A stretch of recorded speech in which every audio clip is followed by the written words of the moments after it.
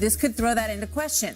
The evangelical conservative firebrand, now the Republican candidate for U.S. Senate in Alabama, is the subject tonight of an explosive new report that he says is a hit job. It was just released by the Washington Post. The report says this: nearly 40 years ago, the then 32-year-old made unwanted sexual contact with a 14-year-old girl. The Post has 3 other women who say that Moore also pursued them as young girls.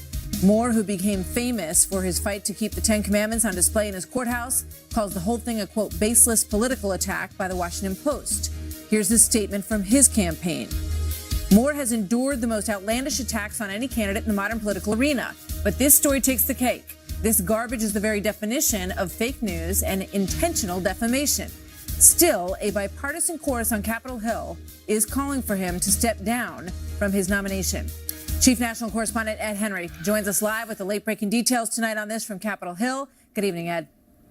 Martha, great to see you. Brand new this hour, Roy Moore has just gone on a tweet storm charging that this is what he calls the Obama-Clinton machine coming after him in Alabama. He is vowing he will never give up the fight, so he is pushing back hard, and caught in the middle is the Senate Republican leader Mitch McConnell, who has been warning Steve Bannon and others to be careful with these anti-establishment Republican candidates who can win GOP primaries but might lose in the general election and then put President Trump's agenda in further peril. McConnell, though, can't celebrate tonight for being right about that, because he has to deal with the practical reality that Moore is now facing a December 12th special election that Republicans must win in order to protect the president's agenda. Moore insisting tonight, as I noted, that this is fake news. A report by the Washington Post that a woman, Lee Korfman, claims that when she was 14 years old, Moore was 32 at the time, he took her to his home and took off her outer garments and touched her bra and panties, plus guided her hand over his pants. As you noted, Moore's campaign put out a statement, quote, national liberal organizations know their chosen candidate, Doug Jones, is in a death spiral, and this is their last-ditch Hail Mary. The Washington Post has already endorsed the judge's opponent, and for months they have engaged in a systematic campaign to distort the truth about the judge's record and career and derail his campaign. The Washington Post insists that the woman did not come to them looking for publicity. The newspaper says they found her after hearing rumors about his behavior decades ago, and that they found 3 other women who accused Moore of pursuing them when they were between the ages of 16 and 18. That led several Republicans today to say if the allegations are true, Moore should step aside. But Susan Collins, John McCain, and others are saying it doesn't matter. They don't even want an investigation. McCain saying, quote, the allegations against Roy Moore are deeply disturbing and disqualifying. He should immediately step aside and allow the people of Alabama to elect a candidate they can be proud of. Here's the thing. If Moore ends up quitting, his name would probably still stay on the ballot for the early December special election to fill Attorney General Jeff Sessions' old seat, because Alabama law holds that new ballots can't be reprinted within 76 days of an election. Some Republicans are already talking about the possibility of recruiting Luther Strange, the former senator who is backed by the president and McConnell, but lost to Moore in the primary with the backing of Steve Bannon, who just yesterday told Fox that it's McConnell who should step aside. I think Mitch McConnell ought to tender his resignation. What he ought to do is offer to resign as soon as taxes are done. We can't do it in the middle of taxes, but I think Mitch McConnell tomorrow should tender his resignation and say, hey, after we get taxes done, I will step aside and we'll have a revote on majority leader. So you see, this is part of a bigger struggle between the upstarts and the establishment wing within the Republican Party. And the bottom line, though, is if Republicans lose this seat in Alabama, Martha, the Democrats could win, get that seat, and then all of a sudden tax cuts and other key parts of the president's agenda in much bigger danger, Martha. They've already got a very slim margin of 52 in the Senate, and this would be problematic for that, to be sure. Ed, thank you so much. Ed Henry on Capitol Hill tonight. Good to see you. So here now with more, Attorney David Wohl and A.B. Stoddard, Associate Editor and columnist for Real Clear Politics. Welcome to both of you. Good to have you here. David, you're defending Roy Moore in this situation? Well, look, the timing of these allegations 1 month before the election makes them highly suspect. I mean, let me get this straight. These acts allegedly took place in 1979, and her first disclosure is 38 years later, not to law enforcement, but to a newspaper that has endorsed Roy Moore's opponent and is held bent on taking him down. I'm sorry, the credibility is completely zero. President Trump went through the same thing during the election. 3, maybe 4 women made outrageous Yeah, but they weren't 14-year-old allegations girls. against him. One said it happened when she was 13. She didn't show up at a press conference and mysteriously dismissed her complaint against him shortly thereafter. So, I mean, the girl also admits, Martha, during this time that she was suffering from drug addiction, alcohol abuse. She was basically incorrigible. That's not the point, David. It's not a question of her character. It's a question of his character. He was the adult. He was 32 years old. And so the question is whether or not, and she said, I went along with it. I went to his house a couple of times. It's really not, that question of her going. It's the question of whether or not he did this. And I'm not hearing what his statement is saying. And I understand, that this is obviously a hugely politically charged environment. His opponents are looking for anything they can possibly find to take him down. This is a long-held Republican seat. Everybody gets all of that. The question is whether or not this happened and whether or not voters are going to hold that against him. AB? Yeah, I mean, this is an impossible situation for the Republicans who are calling for him not to run or to step down from his nomination, because this is not something that can be proven. It's not something that can be prosecuted. So they'll say that you see the senators in Washington saying the Senate is no place for someone like this. He should step down. His candidacy is not sustainable if these allegations are true. We have no way of knowing how to prove that true. And then you have Alabama Republicans defending him, and you have his campaign basically saying it's all a plot from Jeff Bezos, the Washington Post, and the Democrats. Of course, Steve Bannon will blame Mitch McConnell. All of this coming out, and as Ed pointed out, within the 76-day mark. So he's really protected legally. Yeah. And he obviously is defined. He's not going to step down. This is not a situation that Republicans are going to be able to get out of. I think they're going to have Roy Moore in the Senate on December 13th, unless this depresses Republican votes, energizes Democrats, and he loses the election. He's up by 6% right now in the Real Clear Politics average, David. Some people, Lisa Murkowski among them, who was a writing candidate herself in 2010, is suggesting that people write in Luther Strange. Well, I think it's absolutely outrageous for these senators like John McCain to be presuming more guilty under these circumstances. That's not America. This is something that is a politically opportune accusation. I get that. But look, the allegations do not hold water at this point, and it's more likely that Moore's supporters are going to be energized, just like Mr. Trump's were under these allegations. When allegations like this are made that appear to be a political witch hunt, I guarantee you, Martha, they're not going to give up on him. He's going to win probably by more than 6%, and it's going to be another failed attempt by the Washington Post to take down somebody that they object to politically. It's an ugly story and an ugly political season, to be sure. Thanks, you guys. AB and David, good to see both of you tonight. So also breaking tonight, one party with 2 different plans. The House and the Senate, each releasing their tax reform bills tonight. There are some very big differences. So what do they mean for you? Are you actually going to get a tax cut from either one of these programs or what they come up with in the middle? White House Chief Economic Advisor Gary Cohn joins me on that. And Donna Brazil's dismantling of the Democratic Party hits a fever pitch as the former DNC chair makes a surprise admission about the leaked debate questions. We're going back there on this. It is something else. Plus this, the Air Force defending the big mistake that might have allowed the church shooter to get his hands on those weapons. The offenses for which the shooter in Texas was court-martialed should have been reported. And that's why we launched a full-scale review of this case. Finally. Ron! They're finally taking down that Schwab billboard. Oh, not so fast, Carl. Oh, no. That was Vice President Mike Pence just a little while ago in his home state of Indiana.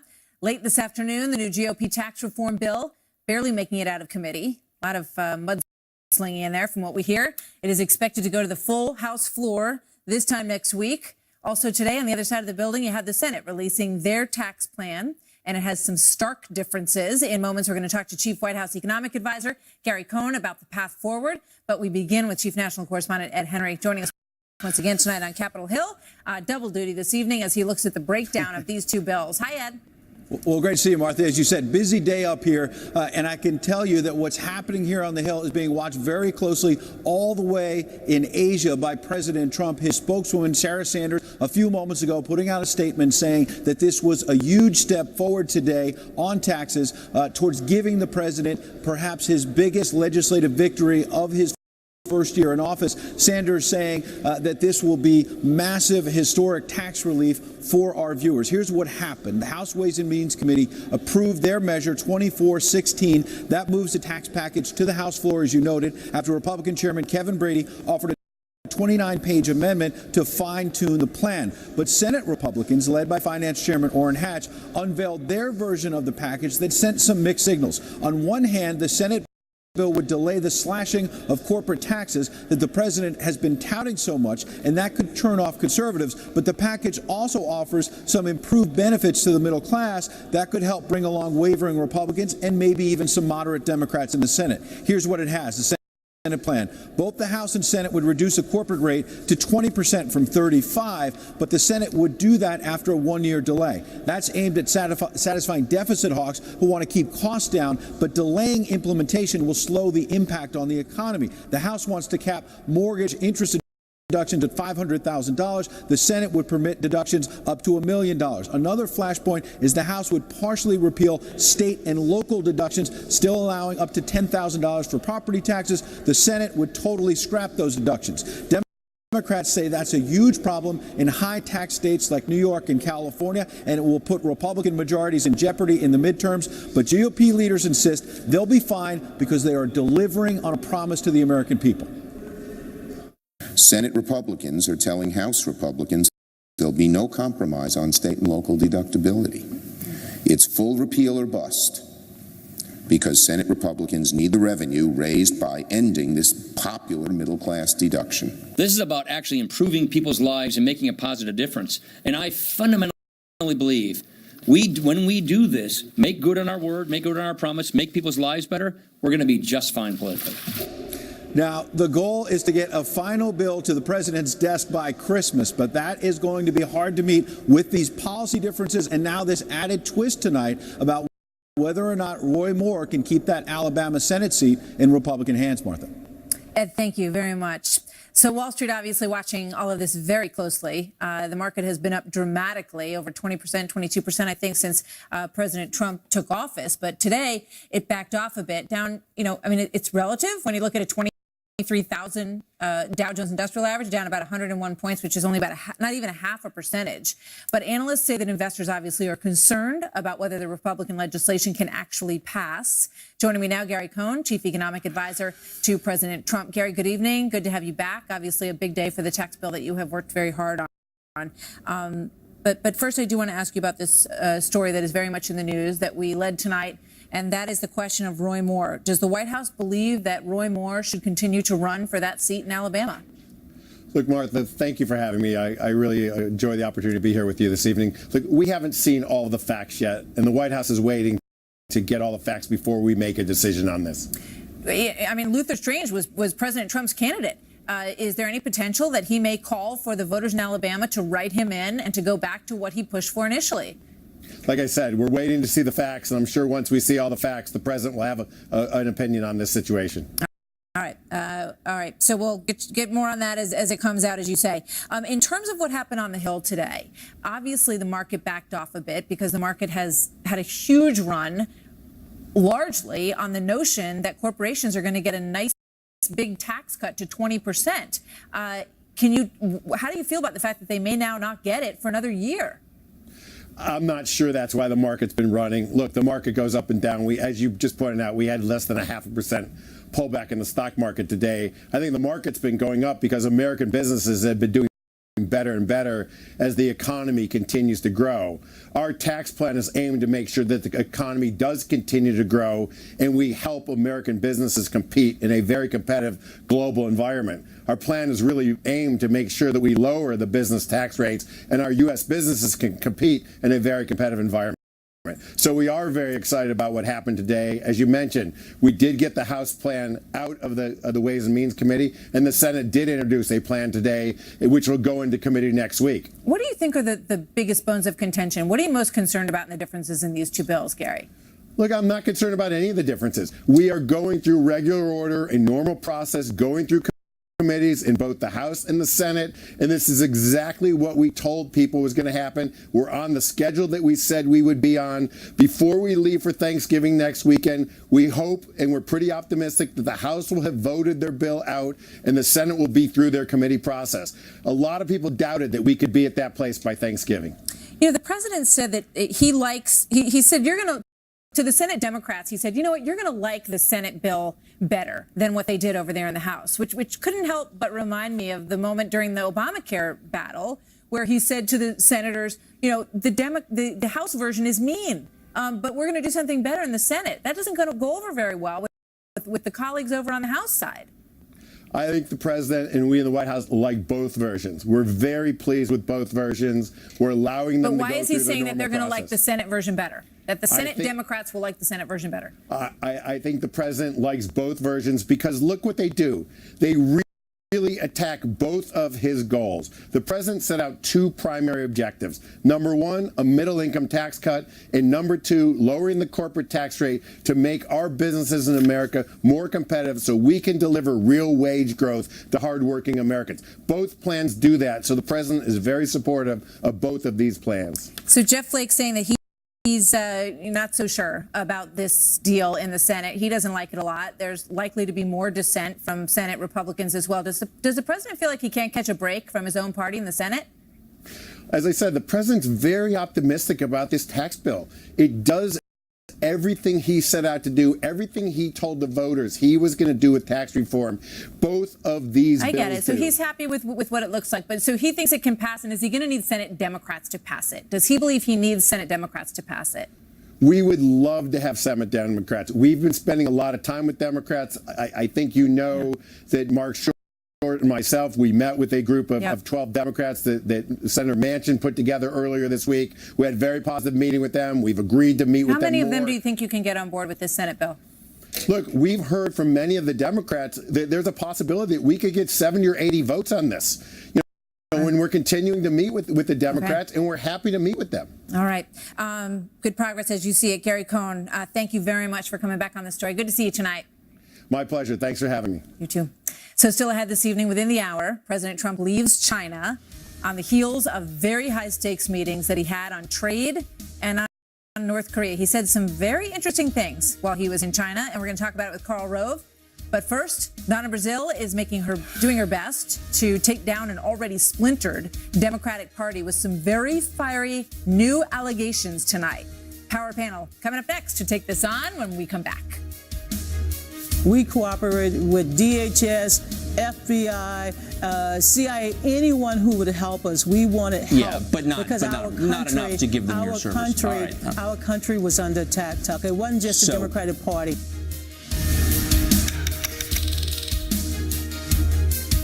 What happened to Mueller the Mauler? Drinker? Gambler?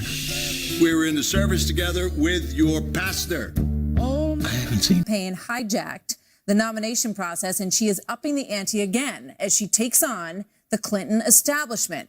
Brazile on Tucker Carlson's show last night admitted that she gave not just Hillary Clinton debate questions, but she gave them to Bernie Sanders and Martin O'Malley as well, she said. She claims she wanted all the candidates to see the moderator's questions. That is not how it's supposed to work, folks. WikiLeaks sought to divide us. These were active measures where you got to see the things I gave to Hillary. You never got a chance to see the things I gave to Bernie or Martin O'Malley. What I sought to do, Tucker, was to ensure that we had these issues on the table, and I made sure that our candidates, I didn't want them blindsided. That's what I admitted to. How about that? Trace Gallagher joins us live in our West Coast newsroom with the backstory on this. Hi, Trace. Hi, Martha. You know, Donna Brazile leaked that debate question to the Clinton campaign in March of 2016, one day before CNN was airing a Democratic primary debate in Flint, Michigan, a city that was in the middle of a lead-contaminated drinking water scandal. Brazile sent an email to Clinton campaign chair John Podesta and communications director Jen Palmieri saying, quote, one of the questions directed to HRC tomorrow is from a woman with a rash. Her family has lead poison, and she will ask what, if anything, will Hillary do as president to help the people of Flint. And now listen to one of the questions at the debate. After my family, the city of Flint, and the children in D.C. were poisoned by lead, will you make a personal promise to me right now that as president in your first 100 days in office, you will make it a requirement that all public water systems must remove all lead service lines throughout the entire United States? But Brazile now claims she wasn't trying to give Clinton an edge. Instead, she was trying to warn her about the topic. Brazile also now claims she never said the Democratic primary was rigged in Hillary's favor. But here's what she wrote, quote, I had promised Bernie Sanders when I took the position of interim chair of the DNC that I would get to the bottom of whether or not Hillary's team had rigged the party process in her favor so that only she could win the nomination. Brazile goes on to write, quote, by September 7th, the day I was making this call to Bernie, I had found my proof, and what I had found broke my heart. Hillary Clinton was asked about the allegedly rigged primary on Late Night with Seth Meyers. Watch. I didn't know what she was referring to because, as has now come out, that just wasn't the case. As has now come out, but we checked Hillary Clinton's statement, and the only thing that has now come out is Donna Brazile saying she didn't mean to say the campaign was rigged. Martha. Trace, thank you very much. Here now with more on all of this, Lisa Booth, Republican strategist and Fox News contributor. Isaac Wright is a former executive director for Clinton-aligned Correct the Record super PAC. And Teslin Figaro is a former national staffer on the Bernie Sanders campaign. Welcome to all of you. Good to have you here tonight. And Teslin, I want to begin with you. Donna Brazile said that she also gave questions to Bernie Sanders. Is that true? Well, you know, that's breaking news, I'm sure, to Bernie Sanders and Martin O'Malley. You know, when she said, you don't know what it is that I gave them, I thought that was very vague. And it's really unfortunate to see that how the DNC or Democrats have crucified Donna Brazile for speaking the truth. And she has clearly now tried to go and make amends and pretty much walk back some of her comments. She also said on Tucker last night that she didn't mean to say, you know, to hell with them or they could go to hell. She said she should have went low, should have went high instead of going low. And it's really unfortunate because this is clearly her motivation is because of the backlash that she received from Democrats and now Hillary Clinton pretending as if she's completely delusional and doesn't remember the actual agreement that she signed. And it's really sad and unfortunate. Isaac, how can Hillary Clinton claim that she doesn't remember the agreement that she signed? Well, I don't think she claimed that she didn't remember the agreement. The clip you just played said she didn't recognize that anything was rigged, and I think that's the same thing Donna Brazile has said. I think that's the same thing Tad Devine said. Donna Brazile said it was unethical. She did Bernie use the Sanders. word rigged, but she said that it was clear to her that the way the whole thing was handled by the Clinton campaign, taking over the DNC and then pushing them aside, was unethical, and she did use the word rigged. And she also said she didn't recall, and so did the other DNC staffer, said they don't recognize the party that Donna's talking about. Isaac, go ahead. Donna has said last night, on Sunday, repeatedly, that she didn't believe the system was rigged, that Senator Clinton, Secretary Clinton, had a signed agreement to raise money for the national party. That's a pretty common practice. Bernie Sanders had one as well. He didn't raise money into the DNC. Clinton did, so she had input on how that money was spent. I'm sure if Sanders had raised that money into the DNC, he would have had input on how that money was spent as well. Sir, I just want to Donald Trump. Go ahead, Donald Trump had a signed agreement with the Republican Party before he was the nominee. Go ahead, Teslin. I'm sorry. Well. One second, Lisa. Go ahead, Teslin. Sir, I'm sorry. There was an agreement that she had outside of just raising the money that said, if I give you the money, I will control the strategy, I will control how the staffing is done, I will control how all of everything takes place before she was even the nominee. What Donna Brazile said was, she said she found the cancer. And I lost my mother to cancer last year, who only survived 6 months after being diagnosed. So I know pretty well how cancer can be deadly. And the bottom line is the DNC is full of cancer that's been going on for 20, 30 years, and they have yet to find a cure. And the more we continue to back this up up, walk this up, change it, and be anything different than what it is, which is a cancer that is not only corrupting those at the top, but corrupting those at the bottom. If we continue to act like everything is all in well and say, oh, as long as we want a Virginia, all is well, then we will continue to be hurting people. And this is flat wrong. To walk this back is wrong. I understand Donna Brazil's position as the first African-American female that ran a presidential campaign. I respect her. Yep. Lisa, go ahead.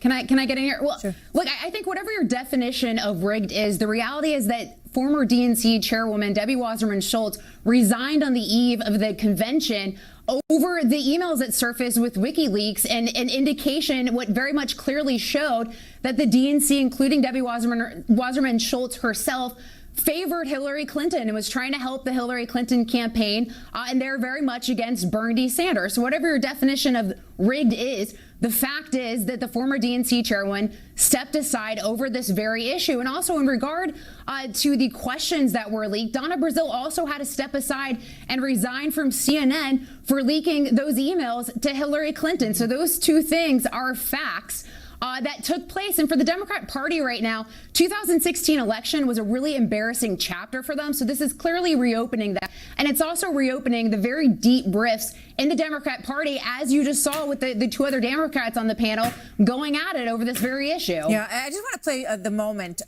from the Democratic convention. I was standing on the floor at the time. There were people, so many Bernie supporters in that room who were so upset. And clearly the look on their face, and let's play this, suggested that they felt like the rug had gotten pulled out from under them in an unfair way. Watch this.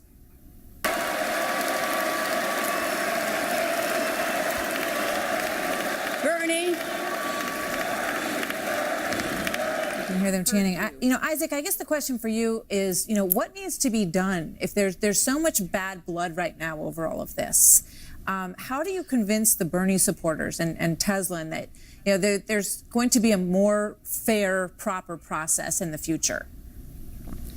Well, I think the process worked. I mean, we had an election. The people chose a candidate, and that was our nominee. She won the election by 3 million votes, but unfortunately lost the White House because of the Electoral College. I think there's a unity reform committee right now that's working on some ideas like getting rid of superdelegates and changing up the system to modernize it and update it, and we're going to see the results of that in January, and I hope that everybody will come together. We saw that when Democrats work together and we get our message out, we win. That's what happened Tuesday night. I hope to see more of that from our party. Teslin, last thought?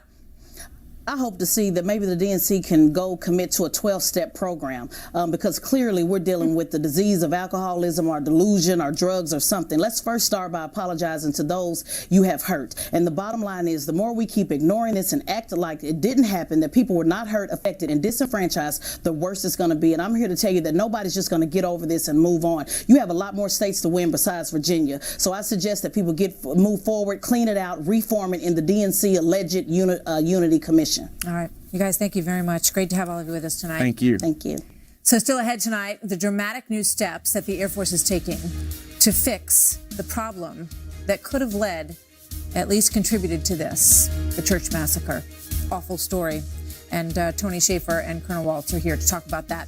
All of that as President Trump wraps up the very high stakes time that he spent in China.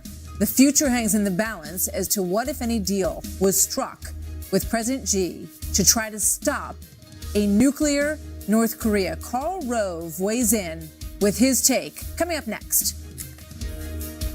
My feeling toward you is an incredibly warm one. As we said, there's great chemistry. And I think we're going to do tremendous things for both China and for the United States. When it comes to heartburn, trust the brand doctors trust for themselves. Nexium 24-Hour is the #1 choice of doctors and pharmacists for the threat, of course, of North Korea looming large over the discussions that you see there on your screen. But the president also, at one point, opted for some more nuanced language, shall we say, in terms of trade than we've seen in the past. Watch this. Both the United States and China will have a more prosperous future if we can achieve a level economic playing field. Right now, unfortunately, it is a very one-sided and unfair one. But I don't blame China.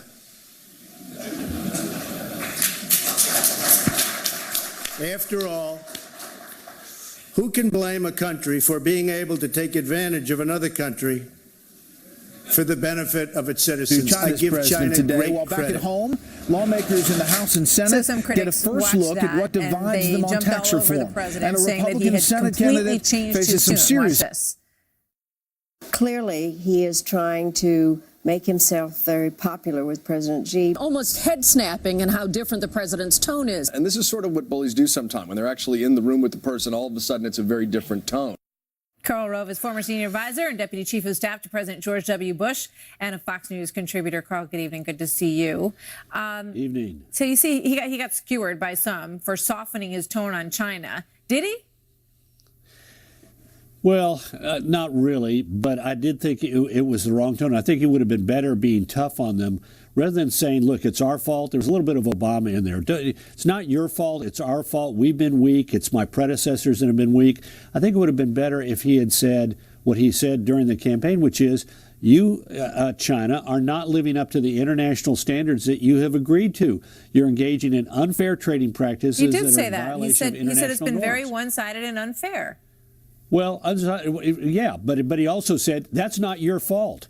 It is their fault. It is their fault because they haven't been engaging in these practices. I didn't interpret it that way, Karl. I just want to say this to you. The way I interpreted it was that he was saying, look, I get it. I'm for America first. It's your country, so of course you're for China first. But we need to figure out a way to make this something that works for both of us.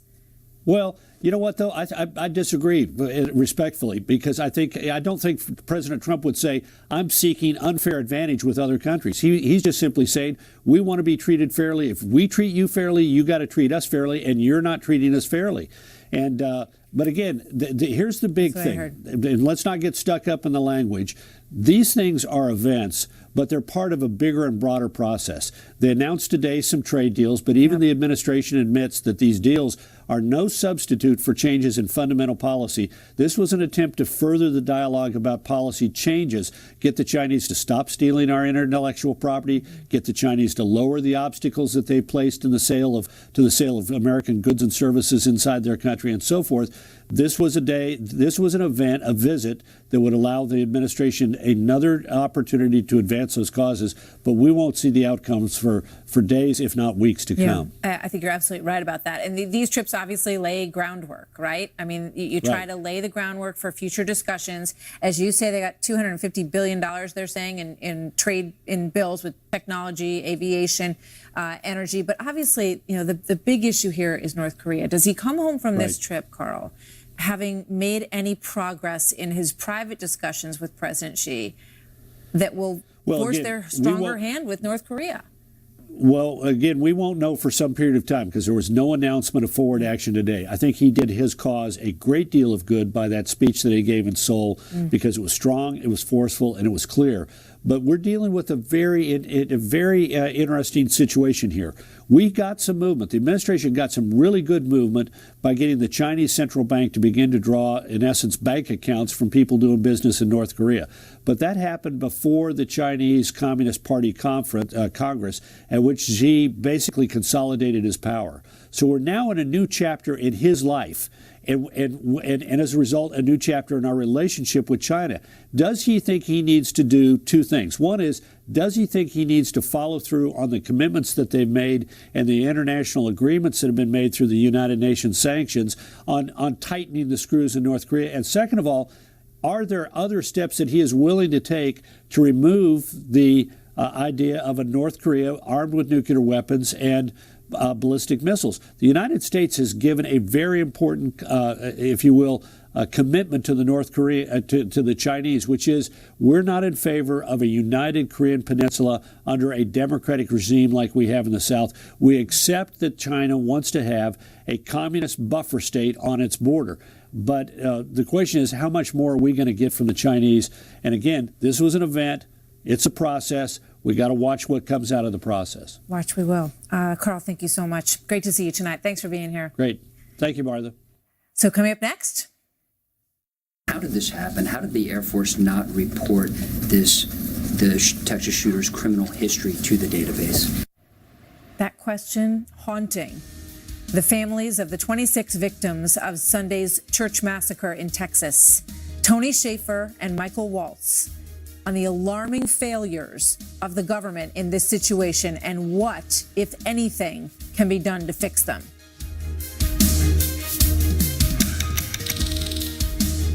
Whatever you're doing to stay healthy, you might be missing something. Your eyes. That's why there's Ocuvite. It helps replenish nutrients your eyes can.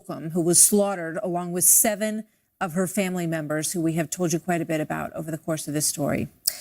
This, as the pastor of the church now says his small white clapboard place of worship is, quote, just too painful a place now. He hopes to demolish it and build a memorial garden there and rebuild elsewhere.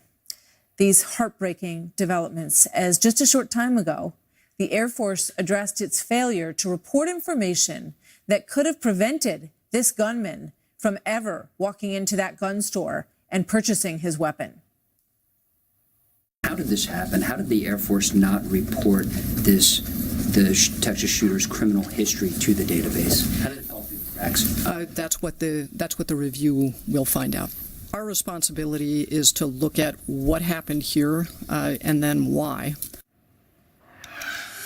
So there's that. Here now, Lieutenant Colonel Tony Shaffer, a CIA-trained intelligence operative, and Lieutenant Colonel Michael Waltz, former Green Beret commander and a Fox News contributor. Welcome, gentlemen. Good to have you there. Hey, this is such a really tough side of this story. Right. This is a man who pointed loaded weapons at his wife, throttled her and the baby, a little boy, and he admitted that the force with which he came at that child could have killed him. So this is a man who the military justice system gave 1 year in confinement. Then they released him and, in error, didn't even let the NCIS know that he was out there and that he definitely should not be someone who should be permitted to have a gun. Tony? Well, look, this is not a single point failure. Yes, the Air Force is on the hot seat here, but this man showed tendencies long before the conviction. We need to be able to see a composite picture of these folks. And Martha, I argue we don't need new gun laws. We simply have to have better information sharing that is commensurate with the level of technology. Look, I work, as we've talked about before, I work with local law enforcement in Virginia. I work with something called a HIDTA, high intensity drug trafficking area, and they're using an amazing software called Tetra, which actually is a middleware which helps aggregate and amalgamate data in real time from different databases. So I would argue, Martha, yeah, it's terrible here, but this man was showing a pattern, and nobody had the composite picture Tony, of this but guy. the point is that there was a checkpoint that should have happened. And put up the numbers that we have from the Pentagon. This is a Pentagon Inspector General report, which says that the criminal cases failed to report. The Navy 94% of the time, the Army 79% of the time, USAF 50% of the time, which, let me go to Colonel Waltz on this, begs the question, are they covering for their own? Well, I think it's more of a lack of oversight. I'm sorry, go ahead.